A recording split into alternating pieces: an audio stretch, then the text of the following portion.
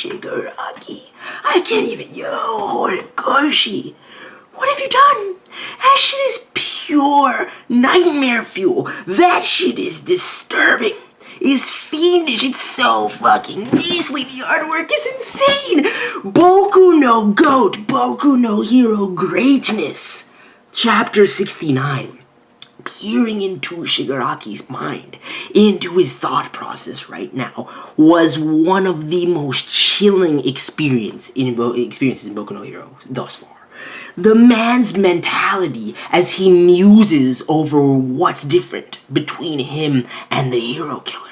And he looks around the mall and he's like, look at all these people laughing it up, not knowing how fragile this sense of peace and justice truly is, dude. Has his arms around Deku's throat the whole time, holding my boy Izuku up. He's like, yo, let's just relax. Let's have a friendly little chat. Don't make this more difficult for you. I can kill 30 people before anyone catches me. I was like, yo.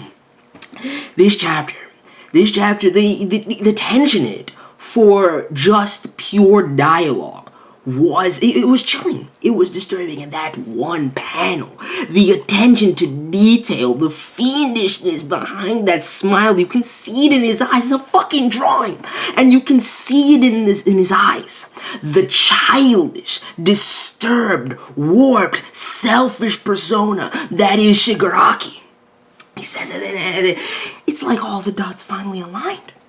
It's all about All Might, and I think in all honesty, Deku going down that train of thought as well. Izuku kind of going down that mindset and using that to link him and the hero killer. While it is a big part of it, everything culminating in All Might is a bit unrealistic. But all you've done here is fueled Shigaraki's fucking obsession and desire to completely obliterate All Might, to destroy and destabilize people's sense of justice and their feeling of safety and security by destroying the symbol of peace.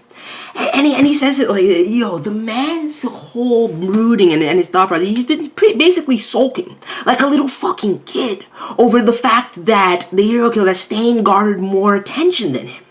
And he's like, yo, the gnome was running loose. The attack on you, all of it was eclipsed by this man. And what's fundamentally different about us? Tell me, Izuku. What is different about us, Midoriya? All we both did was destroy things that we don't like. And I'll tell you honestly, I hate pretty much almost everything. But the thing I detest most right now is Stain. The man's creed has garnered a following. Whereas I'm doing the same shit, and nobody's praising, nobody's looking my way. It's like a kid throwing a temper tantrum, expecting to be coddled.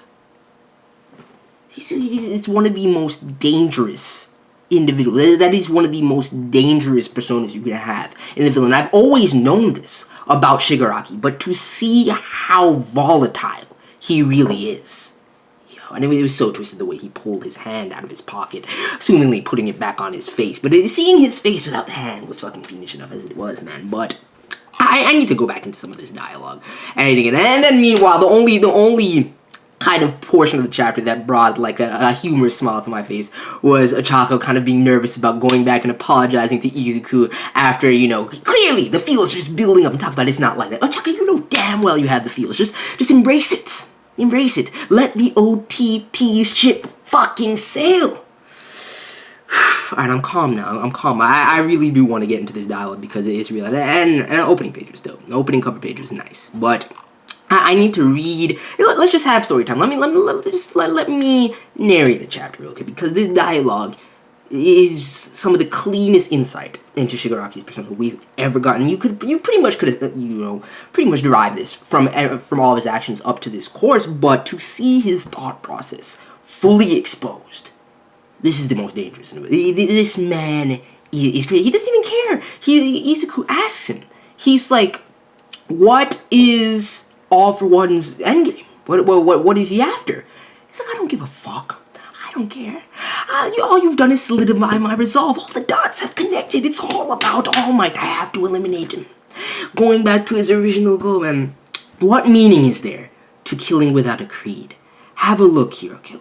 Just look at all these people, all these countless people not giving a shit about anybody else's problems. No, they don't even come close to caring. No matter who or where or by what desire somebody is killing people, the schmucks just laugh it up and live their own lives.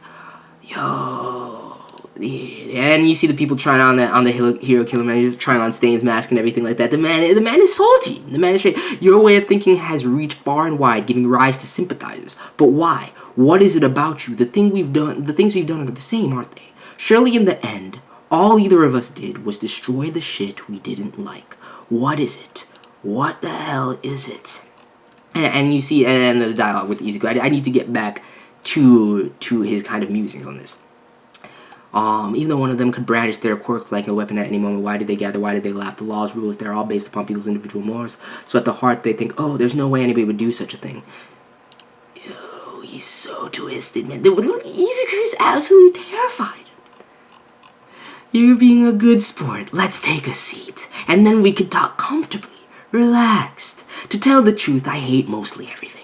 But the number one thing that's pissing me off right now is the hero killer, man. The dude's demeanor is almost Joker-esque. I'm not even gonna lie, but there's something that distinguishes him because it's more childlike than Joker's persona, and it's arguably a little bit less sadistic too. But the sadism is definitely there.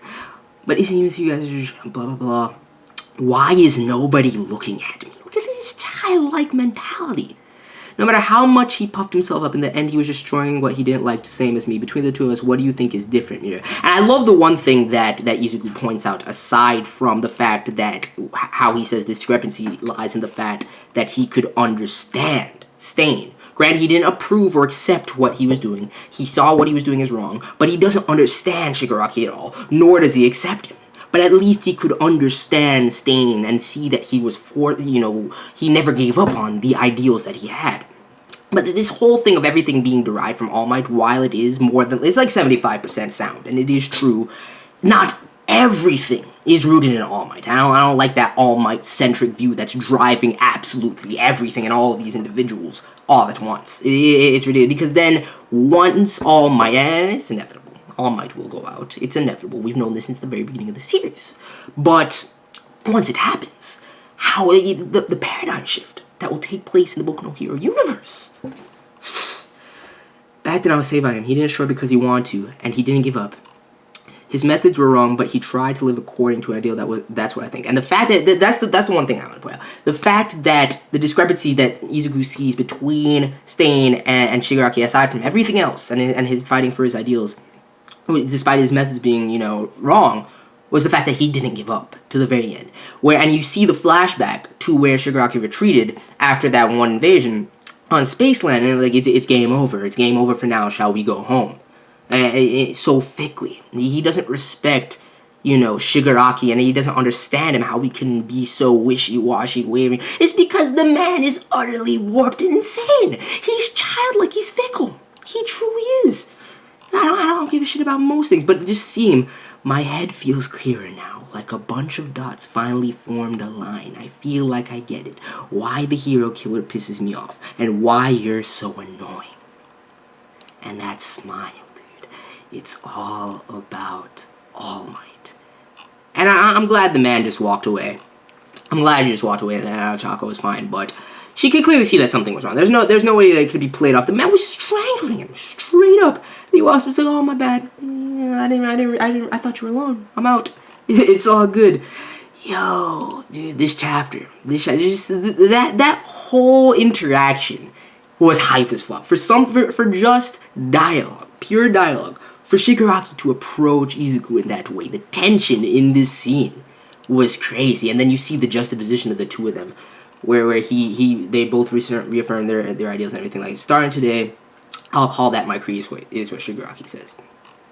It's all about All Might. I love the paneling. I love the juxtaposition of the two. But like I said, yes, a lot of things revolve around All Might, and the stability of this universe right now definitely hinges on All Might. He's shouldering that. He's the pillar of that.